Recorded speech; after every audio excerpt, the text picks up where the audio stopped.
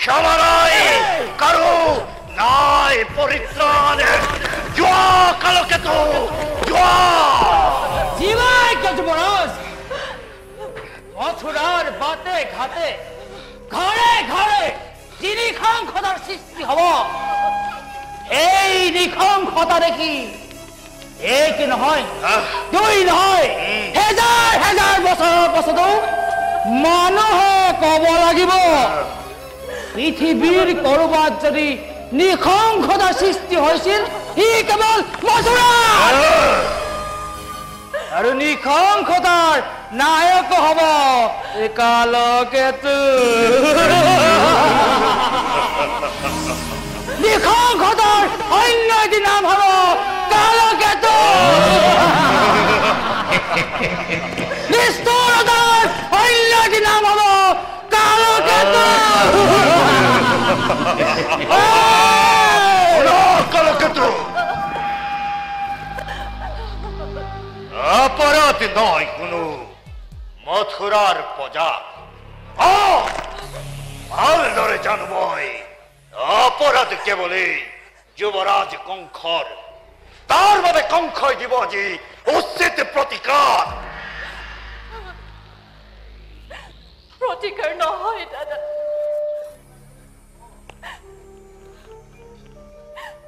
হি যে মোৰ পূৰ্ব জন্মৰ পাপৰ ফল নহলেনো তুমি হেন প্ৰাণ নেনেও দাদাৰ হ'ব লাগে নে মৃত্যু প্ৰসৱিনী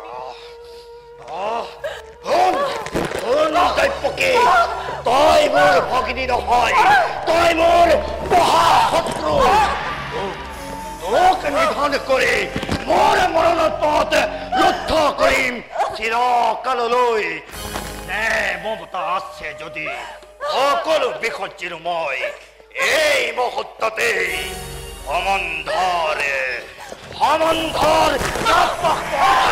তেলো কলিয়াই খৰ্গ হাতেই শিৰচ্ছেদ কৰি মুক্ত মুহূৰ্তে মৰণৰ দুৱাৰে যুদ্ধ কৰি থম মই চিৰকাললৈ সাজু হ পাপিনী তই মৰণৰ বাবে অনিশ্চিত এক দৈৱবাণীৰ কথা বিশ্বাস কৰি মোক কিয় হত্যা কৰিব খুজিছা দাদা বিনা অপৰাধে মথুৰাৰ প্ৰজাৰ মাজত কিয় মহামাৰৰ সৃষ্টি কৰিছা তুমি মহাসাগৰৰ পৃথিৱীৰ মহাৰাজ হৈ কিয় মানৱ সমাজৰ মাজত কলংকৰ কালিমা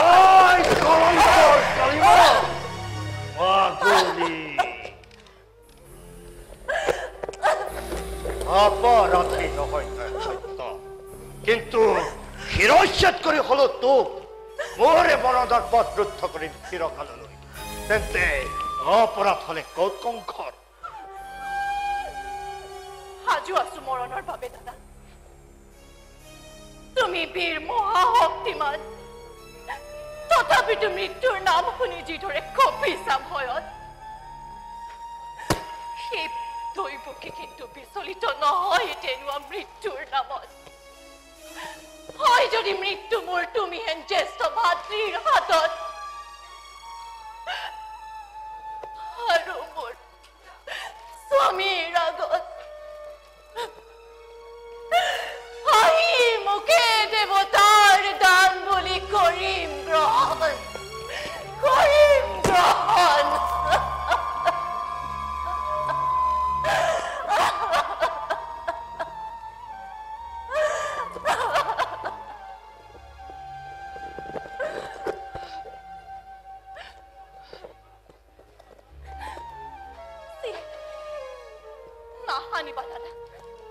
নাহানিবা তুমি কলংকৰ কালিমা ক্ষত্ৰিয়ৰ নামত কি কলি পাপী অখি চাও বাৰু তোক আজি মোৰ হাতৰ পৰা কোনে ৰক্ষা কৰে কালকেতু পাপিনী নকৰিব মহাপাপ নাৰী হত্যা কৰি নকৰিব কলুষিত ক্ষত্ৰিয় তাৰে ভয়ত কংক্ষয় কৰিব লাগে মৰণ বৰণ তাহাৰো উপায় আছে যুৱৰাজ। উপায় শীঘ্ৰে প্ৰকাশ কৰা।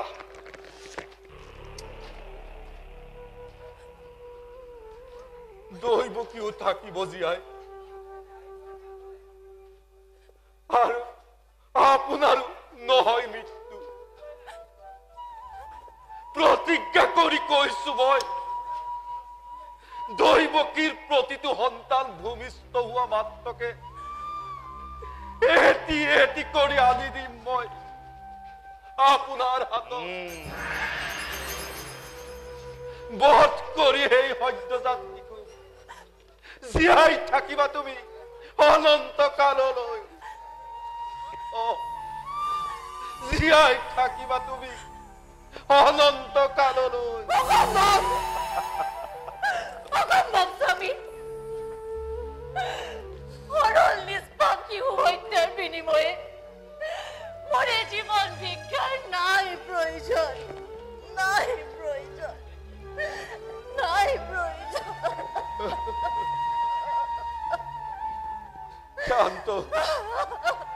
শান্ত হোৱা দেৱী, নকৰিবা চিন্তা তাৰ বাবে। প্ৰতিশ্ৰুত আজি মই।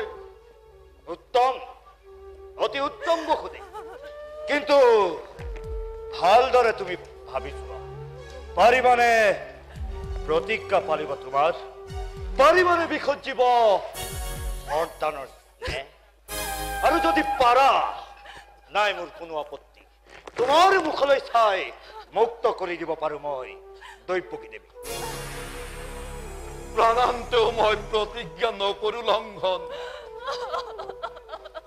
বেশ বেশ বসুদেৱ, এবে যোৱা।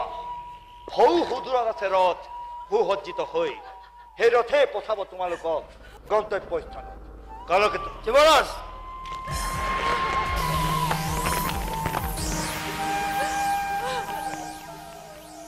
শুনা বসুদেৱ,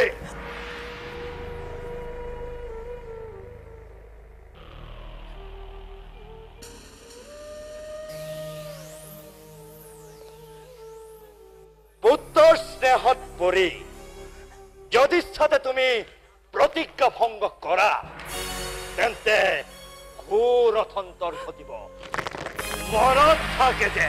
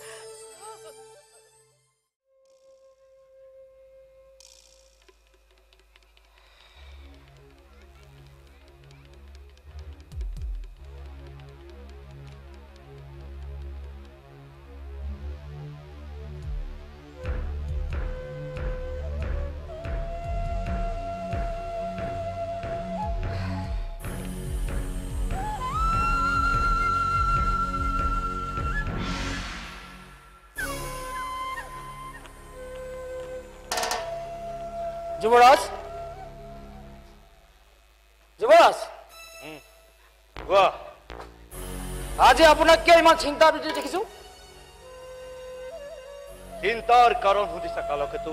হয় যুৱৰাজ। তুমি দৈৱকীৰ বিবাহৰ দিনা সেই দৈত্যবাণী শুনা নাছিলা? শুনিছিলো যুৱৰাজ, কিন্তু দৈৱকীৰ গৰ্ভজাত প্ৰথম সন্তানে জন্ম হোৱা নাই, অষ্টম সন্তানলৈ বহুদিন বাকী। তথাপিও কালকেতু, সেই চিন্তাই মোৰ অহৰ নিশে দহিব ধৰিছে। তুমি ভাবি চোৱা কালকেতু, যি ভনীতি মোৰ দৈৱকী, তাইৰ গৰ্ভজাত অষ্টম সন্তানে মোক নিধন কৰিব। ইউ কি বিধিৰ বিধান কালকেতু, ইউ কি বিধিৰ বিধান। যুৱৰাজ, কোৱা। আপোনাৰ চিন্তা দূৰ কৰিবৰ কাৰণে মই নৃত্য গীতৰ আয়োজন কৰিছো। নৃত্য গীত? হয় যুৱৰাজ। বেশ, আহিবলৈ কোৱা।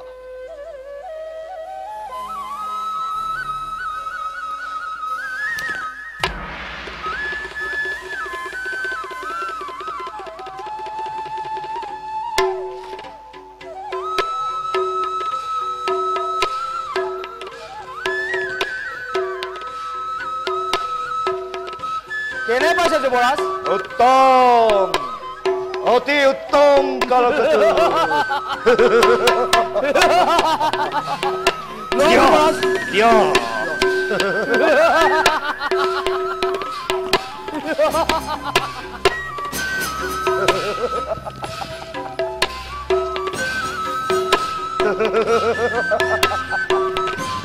উত্তম কালকেতু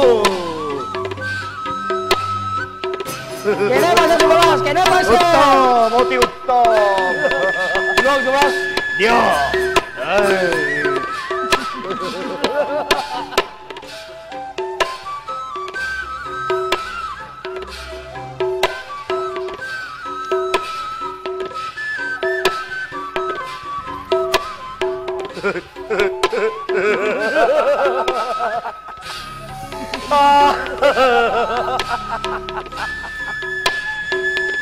উত্তম কালকেতু বৰ আনন্দ পাইছো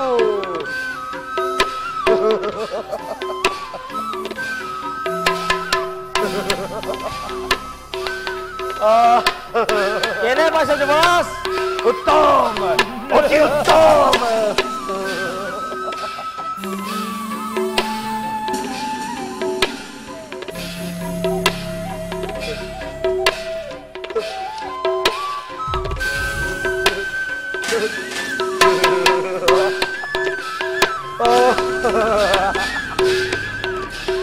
উত্তম কালকেতু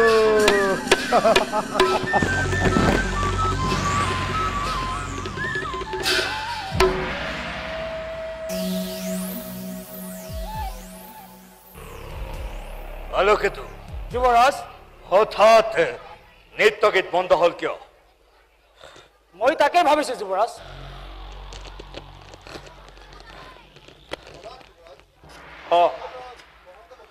যা আহিবলৈ কওঁ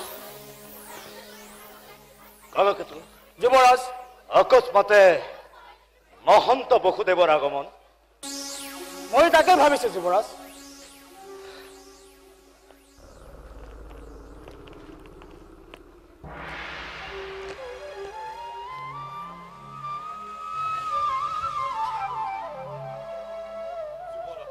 বসুদেৱ প্ৰতিশ্ৰুতি পালন কৰি দৈৱকীৰ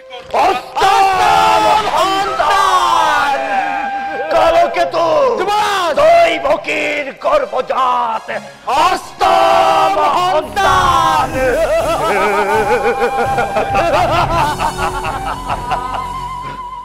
নহয় যুৱৰাজ দৈৱকীৰ গৰ্ভজাত প্ৰথম সন্তান কীৰ্তিমন্ত এয়া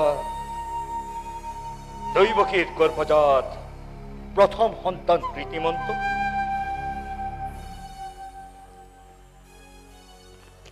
সুন্দৰ অতি সুন্দৰ শিশুটি বসুদেৱ তোমাৰ কৰ্তব্যত মথুৰাৰ যুৱৰাজ কংসাদি অতিকে আনন্দিত এবাৰ যোৱা এই নিৰপৰাধী সন্তানটিলৈ গৃহ অভিমুখী হোৱা যোৱা আপোনাৰ উদাৰতা আৰু মহানুভৱতাৰ বাবে শত ধন্যবাদ যুৱৰাজ মই এতিয়া আহিলো যুৱৰাজ শুনা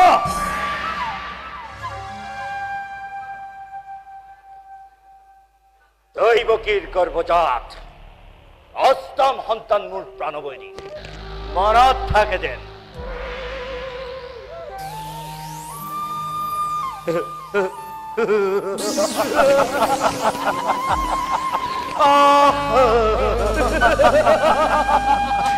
কালকেতু বসুদেৱে নিজৰ প্ৰতিজ্ঞা পালন কৰিছে